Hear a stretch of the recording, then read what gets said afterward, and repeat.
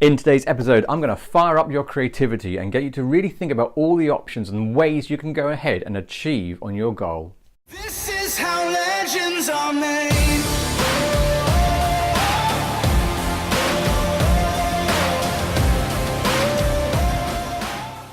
Hi there, and thanks for joining me in today's episode. And as ever, what I'm trying to do is find ways to give you kind of the best guidance and advice for free on how you can overcome some of the challenges you may be facing. One of my passions is making sure that you don't have to wait for finding out things. You don't have to read a book, you don't have to go and sign up for a course or get an ebook. Get it free, it's here, and you can act on it straight away. And one of the reasons behind that is very much that I want to suffocate any excuses you have for not achieving the life that you want. Kind of a bold statement, but the one I kind of always make sure people understand that the reasoning behind all this is so that you get what you want. There's less compromise in your life, less negotiation, and you're achieving your goals. Back to goals, and the previous episode I was talking about goals, and I wanted to go back to a particular point that I promised I would do. It was about the factor of what we are in control of and what we're not in control of. If you remember, I spoke about goal setting, about activating the mind and activating the emotions to link that motivation together. And then we also looked at the area which is kind of neglected sometimes, about what's in the way, what are the obstacles to achieve the challenge. And in that moment I mentioned about how we need to define the things that we can control and the things we can't control, things outside of our control.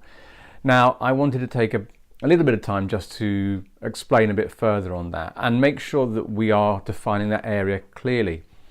It's really important that when we're facing any challenges, problems, negotiations, whatever it may be, could it just be personal, it could be work related, working out what areas we can control, what we can determine, and the areas that we can't, sets us on a right course to at least focus on what we can achieve and make changes where we can, and not berate or expect or assume that we can make changes in areas which are beyond our control.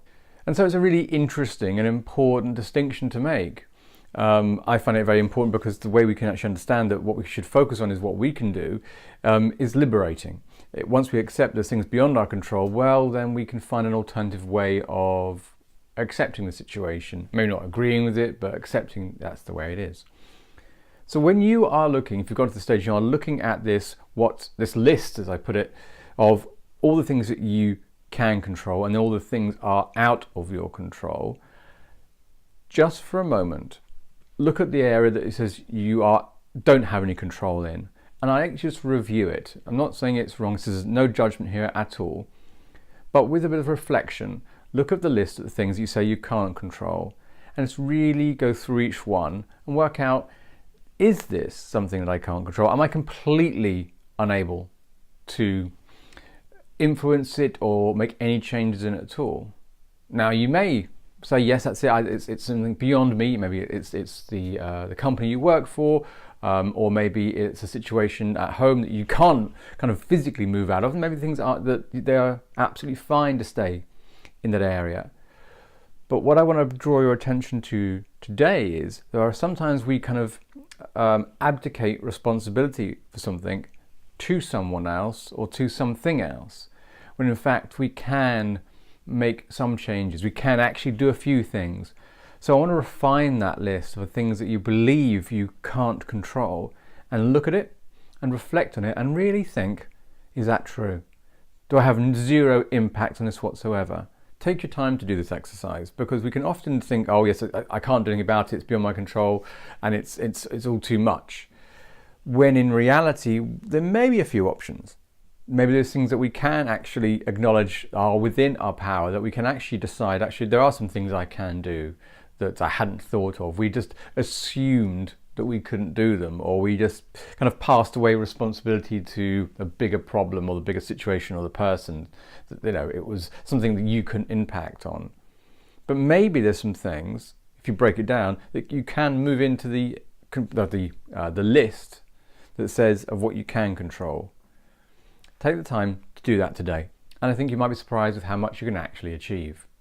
So for the next step of goal setting is to look at options. You obviously got the clear goal in mind, the headline idea of what you want to achieve. You've identified what it's going to mean for you. You've given that emotional juice to it.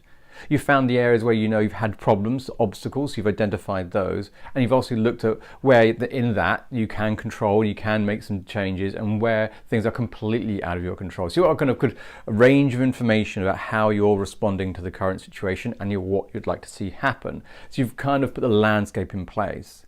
Now we're going to populate it with things which are going to be the stepping stones to create the change you're after.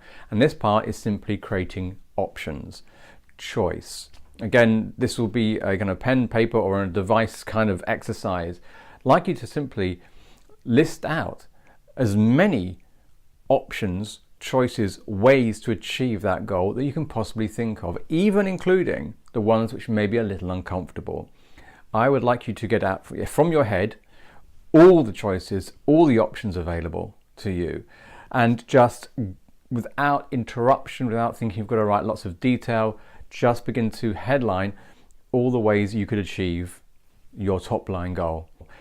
This process is very important because it's actually showing you how creative as a person you really are. It shows you've got more resources inside you than you possibly realize. And that's one of the passions that I kind of want to communicate to you, is you do have all the answers within inside yourself. I know it's a common used phrase, but you really do have all the creative solutions which will work for you inside.